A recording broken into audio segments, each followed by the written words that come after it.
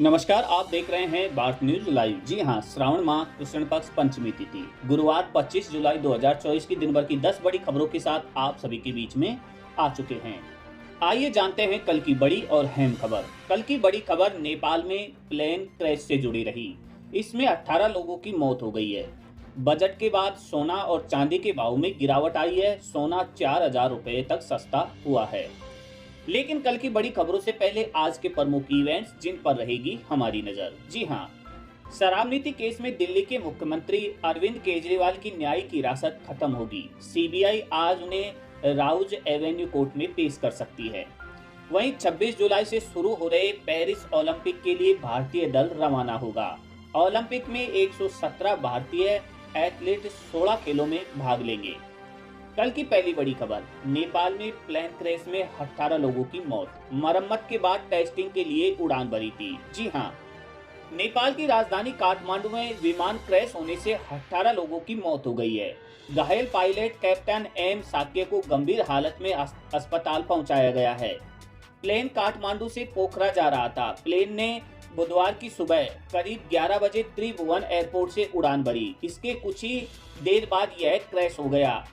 9 AME plane शौर्य airlines का था। हादसे में मारे गए लोगों में से 17 शौर्य एयरलाइंस के ही स्टाफ थे, जबकि बाकी 2 क्रू मेंबर्स थे। हादसे में मारे गए 18 लोगों में से 3 एक ही परिवार के हैं। वहीं दूसरी बड़ी खबर, टैक्स घटने के बाद सोना 4,000 तक सस्ता हुआ। 69,194 प्रति 10 ग्राम बिक रहा। जी हां, बजट में सोना चांदी की कस्टम ड्यूटी स्पोर्ट टैक्स घटने के बाद से ही 2 दिन में सोना 4,000 रुपये और चांदी 3,600 रुपये सस्ती हो चुकी है। सरकार ने बजट में सोना चांदी पर कस्टम ड्यूटी को 15% से घटाकर 6% कर दिया है। इसी वजह से भाव में गिरावट आई है।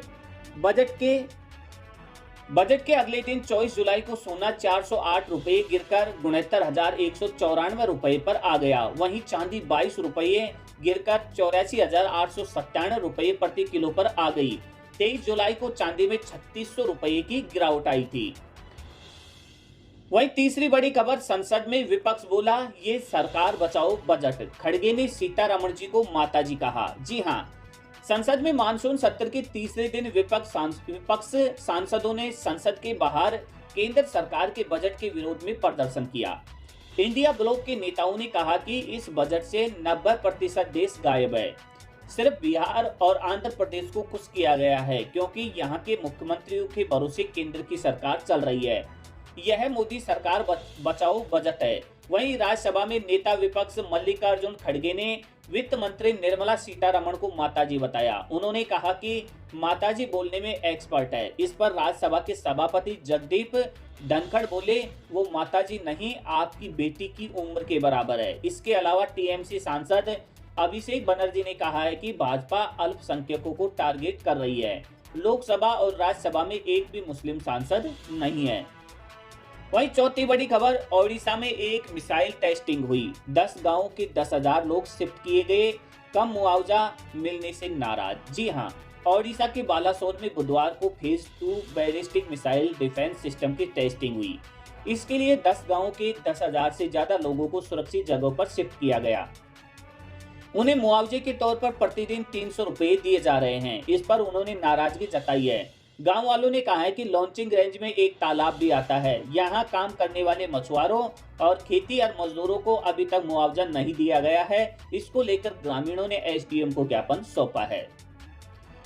वहीं पांचवी बड़ी खबर, किसान आंदोलन के चलते बंद शंभू बॉर्डर अभी नहीं खुला। सुप्रीम कोर्ट ने कहा, यथास्थिति बनाए रखे। जी हां, हरियाणा और पंजाब के बीच अंबाला के पास स्थित शंभू बॉर्डर अभी नहीं खुला। सुप्रीम कोर्ट ने यथास्थिति बनाए रखने का आदेश दिया है। कोर्ट ने मामला सुलझाने के लिए कमेटी बनाने का प्रस्ताव दिया है। इस संबंध में पंजाब हरियाणा सरकार से सुझाव मांगा है। सुप्रीम कोर्ट ने कहा है कि किसानों से बात करना जरूरी है। राज्य सरकार कुछ निष्पक्ष लोगों के जरिए उनकी बात सुने। वहीं छठी बड़ी खबर, बिहार में पेपर लीक पर 10 साल की सजा, 1 करोड़ का जुर्माना और विधानसभा से विधेयक पास। जी हां, बिहार विधानसभा से एंटी पेपर लीक विधेयक पास हो गया है। राज्यपाल के हस्ताक्षर के बाद यह बिल राज्य में लागू हो गया।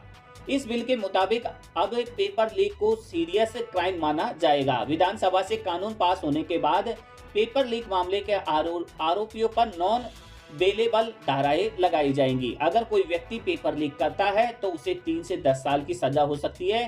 साथ ही 10 से 1 करोड़ रुपए तक जुर्माना लगाया जा सकता है। वहीं एमपी की भोजशाला पर हिंदू मुस्लिम के बाद अब जैन समाज का दावा, कहा ये हमारा गुरुकुल। जी हां, मध्य प्रदेश के धार की भोजशाला पर हिंदू और मुस्लिम समाज के बाद अब जैन समाज ने भी दावा किया है। जैन समाज ने 22 जुलाई को सुप्रीम कोर्ट में याचिका दायर करके समाज को तीसरी पार्टी के रूप में शामिल करने की अपील की है। याचिका में कहा गया है कि सुप्रीम कोर्ट के इस मामले में जैन समाज का पक्ष भी सुने, क्योंकि ब्रिटिश म्यूजियम में जो मूर्ति है वह जैन धर्म की देवी अंबिका की है, वाग्देवी सरस्वती की नहीं है। भोजशाला में एएसआई के वैज्ञानिक सर्वे में भी बहुत सी मूर्तियां निकली है, वह भी जैन धर्म से संबंधित है। भोजशाला जैन समाज की है, समाज को पूजा का अधिकार मिले और इसे जैन समाज को सौंपा जाए। वहीं 8वीं बड़ी खबर, पेरिस में ओलंपिक से पहले ऑस्ट्रेलियाई महिला से गैंगरेप, 5 अफ्रीकियों ने मारपीट की, फिर फोन छीना।